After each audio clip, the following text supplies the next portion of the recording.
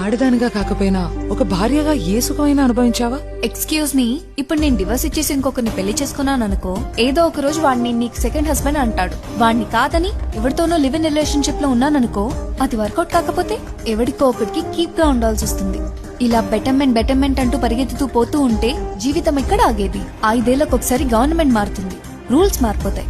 మీరంతా Indian culture లోని ఒకరికొకరు అనే కాన్సెప్ట్ ని మర్చిపోయారు. నేనలా కాదు.